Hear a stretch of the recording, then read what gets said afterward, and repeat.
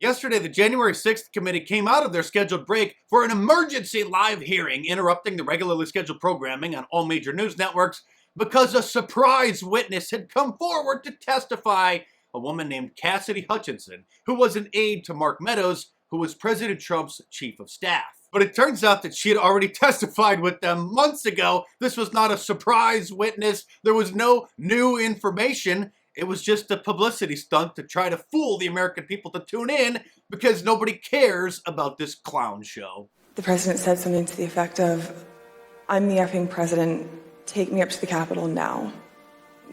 To which Bobby responded, "Sir, we have to go back to the West Wing." The president reached up towards the front of the vehicle to grab at the steering wheel. Mr. Engel grabbed his arm, said, "Sir, you need to take your hand off the steering wheel. We're going back to the West Wing. We're not going to the Capitol." Mr. Trump then used his free hand to lunge towards Bobby Engel. And when Mr. Ornato had recounted this story to me, he had motioned towards his clavicles. That was just one of the big lies from her her testimony. Trump was understandably upset because these are guys who are supposed to take a bullet for the president, not decide where he can and cannot go. And so now the narrative is that President Trump assaulted him and tried to hijack the presidential SUV. This is where I confess that I cannot recall ever having heard another example of a president trying to physically hijack his own motorcade. I mean, have you, as anyone? No, Joy, because it didn't happen. But the media has never heard a lie about President Trump that they didn't believe. Jeff Toobin, let's start with the lawyers. Jeff Toobin. He tried to strangle his Secret Service agent. If someone had told you that 15 minutes before this hearing started, you would have said, you'd watched too many movies.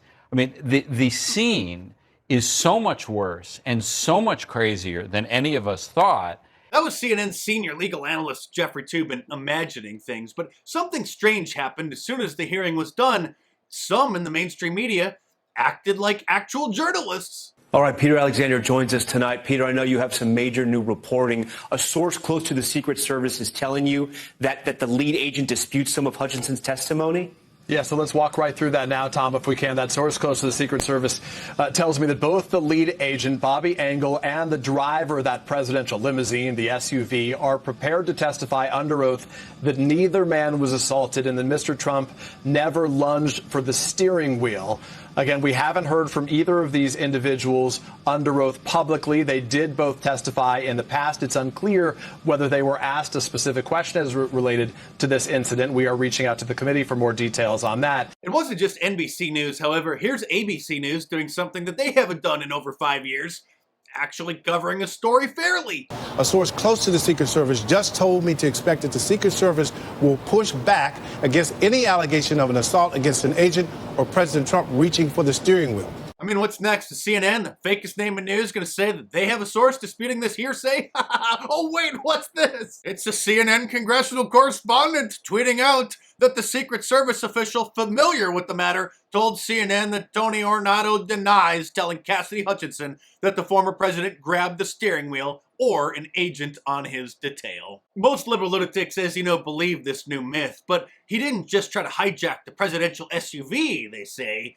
Some believe that he was behind something even far more sinister. I think it has not been good for the former president. I think we've made a case that he was responsible for 9/11, or January 6th. He was responsible for 9/11. Yeah, next they're probably going to blame him for the Pearl Harbor attack too, even though he wasn't even born yet. During her testimony, Amber Heard and Jussie Smollett were trending on Twitter from so many people comparing her to them. And it turns out that just 2 days ago, she got a brand new lawyer, which helps explain this surprise testimony. But I think the real story here is that he's most likely negotiating $1 million book deal for her and needed this publicity to help lock it in. But it gets even better on Monday night when word leaked out that there was going to be an emergency hearing and a surprise witness had come forward. Ollie Alexander started trending on Twitter. He's the guy who was organizing the Op Stay, the Eel Stay movement.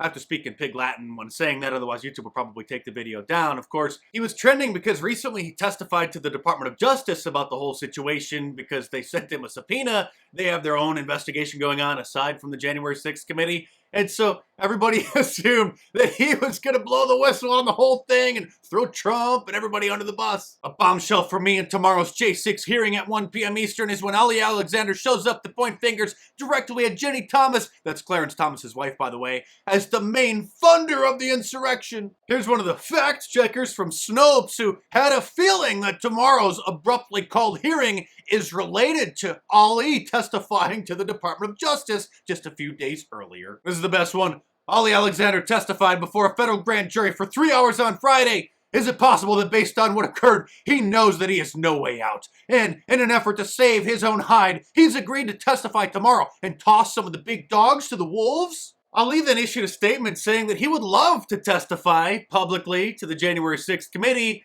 but they won't allow him to because they don't want the American public to hear what he has to say. They only want one side of the story, the fake side. So basically their emergency hearing, like all of their previous episodes, was just all hearsay, which isn't allowed in actual criminal trials because it's not considered to be evidence. Hearsay, of course, is when somebody says that they heard somebody else say something. It's a rumor, it's gossip. And the reason it's not admitted as evidence in a court of law is because there's no way to verify whether or not it actually was said, especially if the person who allegedly said it isn't there to be questioned. This whole hearing is hearsay, and now the fabricated quotes from the imaginations of anti-Trumpers have been solidified into supposed direct quotes from President Trump, even though there's zero evidence that he ever said such things. And of course, those witnesses who would deny that he said those things aren't being called to testify